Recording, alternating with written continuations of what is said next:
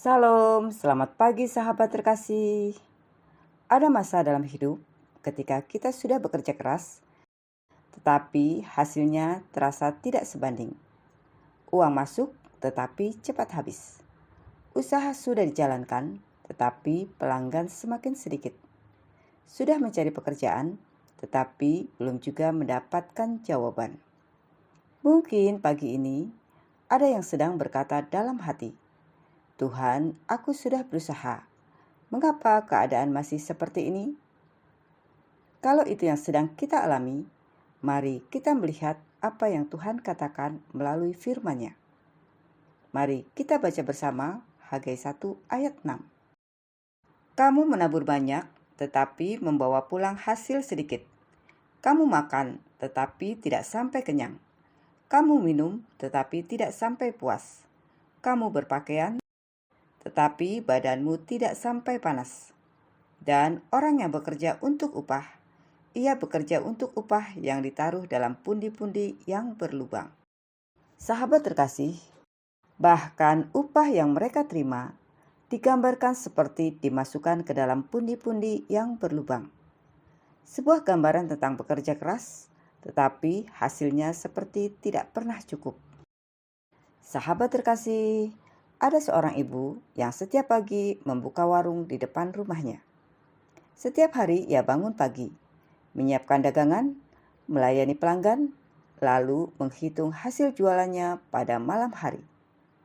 Sebenarnya selalu ada uang yang masuk, tetapi uang itu seperti tidak pernah cukup. Hari ini ada pemasukan, besok harus membeli bahan lagi. Kemudian ada tagihan listrik, kebutuhan sekolah anak, dan kebutuhan rumah lainnya. Suatu malam, ia duduk sendirian di depan warungnya sambil memegang buku catatan. Ia menghitung sekali lagi, lalu menghela napas panjang. Aku sudah bekerja setiap hari. Kenapa rasanya seperti memasukkan uang ke kantong yang bocor? Malam itu ia tidak hanya berdoa, "Tuhan, tambahkan penghasilanku." Ia juga berkata, "Tuhan, tunjukkan kepadaku apa yang harus aku perbaiki." Sejak saat itu, ia mulai mencatat pengeluaran warungnya. Ia memisahkan uang usaha dan uang rumah tangga. Ia memperbaiki cara melayani pelanggan dan mencoba beberapa cara baru untuk mengembangkan usahanya. Keadaannya tidak langsung berubah besar, tetapi ia mulai lebih mengerti kemana uangnya pergi. Dan yang paling penting, ia tidak lagi membiarkan kepanikan menguasai dirinya. Ia tetap berdoa, tetap bekerja, tetap jujur, tetap berharap kepada Tuhan. Mungkin keadaan kita berbeda dengan ibu itu, tetapi mungkin perasaannya sama. Sudah bekerja keras, tetapi hasil terasa selalu habis. Lalu, apa yang harus kita lakukan? Sahabat terkasih, dalam Hagai 1, Tuhan berkata, "Perhatikanlah keadaanmu." Tuhan sedang mengajak bangsa Israel melihat kembali kehidupan mereka. Bukan untuk membuat mereka putus asa, tetapi supaya mereka menyadari apa yang perlu dibenahi. Ketika ekonomi sedang sulit, kita juga bisa berhenti sejenak dan bertanya, "Tuhan, adakah sesuatu dalam hidupku yang perlu aku benahi?" Bagaimana kita mengelola uang? Bagaimana kita menjalankan pekerjaan kita? Apakah kita masih menjaga kejujuran? Apakah kesibukan mencari uang membuat Tuhan tidak lagi menjadi yang utama dalam hidup kita?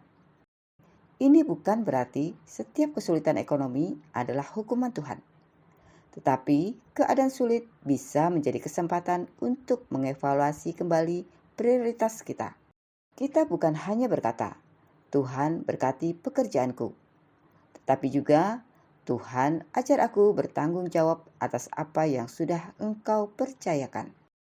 Sahabat terkasih, Mazmur 107 ayat 19 berkata, "Maka berseru-serulah mereka kepada Tuhan dalam kesesakan mereka, dan diselamatkannya mereka dari kecemasan mereka." Sahabat terkasih, mereka berseru kepada Tuhan karena mereka sedang berada dalam kesesakan. Begitu juga dengan kita. Kalau usaha sedang sepi, berserulah kepada Tuhan. Kalau pekerjaan belum ada, berserulah kepada Tuhan. Kalau kebutuhan keluarga terasa berat, datanglah kepada Tuhan. Kita tidak perlu berpura-pura kuat. Kita boleh berkata, "Tuhan, aku tidak tahu bagaimana memenuhi kebutuhan ini. Aku tidak tahu dari mana jalan keluarnya. Tetapi aku mau percaya kepadamu." Berseru kepada Tuhan bukan berarti berhenti melakukan bagian kita. Iman membuat kita tetap berjalan, meskipun kita belum melihat seluruh jalannya. Karena itu, ada 3 hal praktis yang bisa kita lakukan. Yang pertama, kelola apa yang ada. Lihatlah kembali pengeluaran kita. Bedakan kebutuhan dan keinginan. Kalau ada hutang, hadapi dengan jujur dan buat rencana. Kalau usaha sedang menurun, jangan mengambil keputusan karena panik. Kita mungkin belum bisa mengubah pemasukan hari ini, tetapi kita bisa belajar mengelola apa yang ada di tangan kita. Yang kedua, tetap jujur dan tekun. Saat ekonomi sulit, jalan pintas bisa terlihat menarik. Tapi jangan membangun pemulihan di atas ketidakjujuran. Tetap jaga kualitas pekerjaan. Tetap jujur kepada pelanggan. Tetap lakukan pekerjaan dengan bersungguh-sungguh meskipun belum banyak yang melihat. Sebab kita bekerja bukan hanya di hadapan manusia, tetapi juga di hadapan Tuhan. Yang ketiga, cari jalan yang masih bisa dikerjakan. Berdoa untuk jalan keluar, tetapi jangan berhenti bergerak. Mungkin ada keterampilan baru yang bisa dipelajari. Mungkin ada pekerjaan tambahan. Mungkin ada cara baru untuk menawarkan produk.